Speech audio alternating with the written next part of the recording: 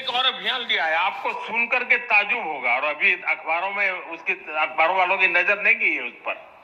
मुझे पता नहीं जाएगी कि नहीं जाएगी, आज के बाद हो सकता है चली जाए।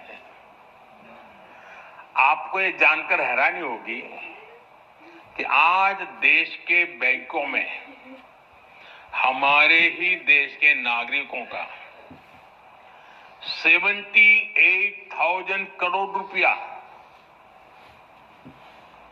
78,000 करोड़ रुपए अनक्लेम पड़ा है बैंकों में। पता नहीं कौन है, किसका है, कहां है। इस पैसे को कोई पूछने वाला नहीं है। इसी तरह इंश्योरेंस कंपनियों के पास करीब 14,000 करोड़ रुपए पड़े हैं। म्यूचुअल फंड कंपनियों के पास करीब 3,000 करोड़ रुपए पड़े हैं। 9,000 करोड़ रुपए डिविडेंड का पड़ा है, और ये सब अनक्लेम पड़ा हुआ है, कोई मालिक नहीं उसका। ये पैसा गरीब और मध्यम वर्गीय परिवारों का है, और इसलिए जिसके हैं वो तो भूल चुका है।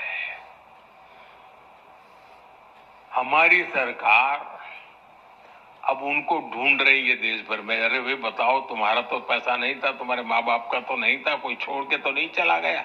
हम जा रहे हैं।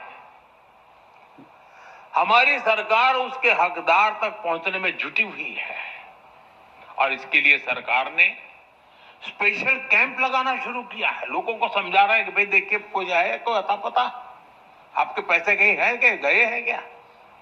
अब तक करीब 500 डिस्ट्रिक्ट्स में हम ऐसे कैंप लगाकर हजारों करोड़ रुपए असली हकदारों को हम दे चुके हैं जी। पैसे पड़े थे, कोई पूछने वाला नहीं था, लेकिन मोदी है, ढूंढ रहा है। अरे यार तेरा है, ले जा। साथियों, ये सिर्फ एसेट की वापसी का मामला नहीं है, ये विश्वास का मामला है।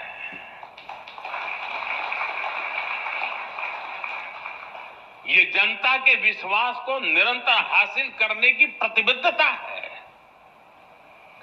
और जनता का विश्वास यही हमारी सबसे बड़ी पूंजी है। अगर गुलामी की मानसिकता होती तो सरकारी मानस ही हावी होता, और ऐसे अभियान कभी नहीं चलते। साथियों, हमें अपने देश को पूरी तरह से हर क्षेत्र में गुलामी की मानसिकता से पूर्ण रूप से मुक्त करना है। अभी कुछ दिन पहले मैंने देश से एक अपील की है। मैं आने वाले 10 साल का एक टाइम फ्रेम लेकर देशवासियों को, मेरे साथ मेरी बातों को ये कुछ करने के लिए प्यार से आग्रह कर रहा हूं, हाथ जोड़ के विनती कर रहा हूं। 140 करोड़ देशवासियों की मदद के बिना मैं कर नहीं पाऊंगा, और इसलिए मैं देशवासियों के बार बार हाथ जोड़ के कह रहा हूं। और 10 साल के इस टाइम फ्रेम में मैं क्या मांग रहा हूं? मैकाले की जिस नीति ने भारत में मानसिक गुलामी के बीज बोए थे, उसको 2035 में 200 साल पूरे हो रहे हैं, 200 ईयर हो रहे हैं, यानी 10 साल बाकी है। और इसलिए इन्हीं 10 वर्षों में हम सभी को मिल करके अपने देश को गुलामी की मानसिकता से मुक्त करके रहना चाहिए।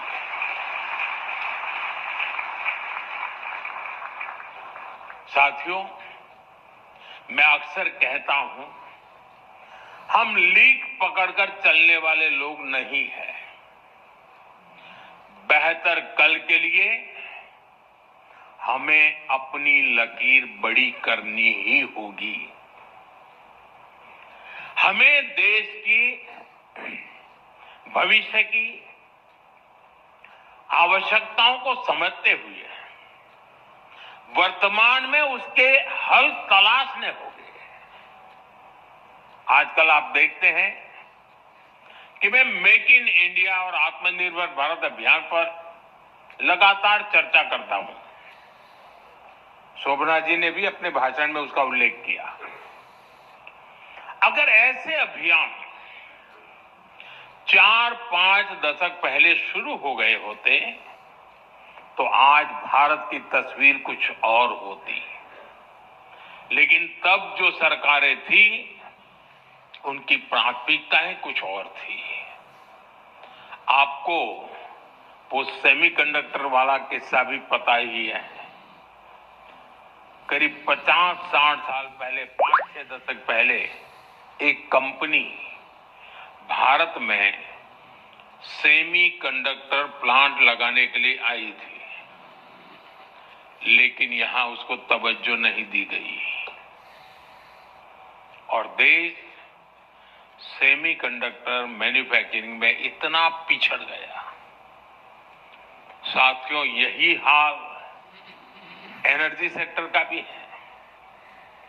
आज भारत हर साल करीब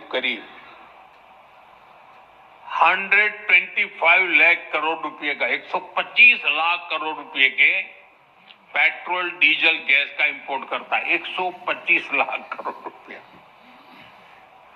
हमारे देश में सूर्य भगवान की इतनी बड़ी कृपा है, लेकिन फिर भी 2014 तक भारत में सोलर एनर्जी जनरेशन कैपेसिटी सिर्फ 3 गीगावाट थी, 3 गीगावाट थी।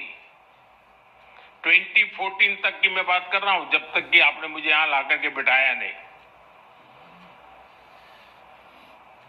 3 गीगावाट पिछले 10 वर्षों में अब ये बढ़कर 130 गीगावाट के आसपास पहुंच चुकी है।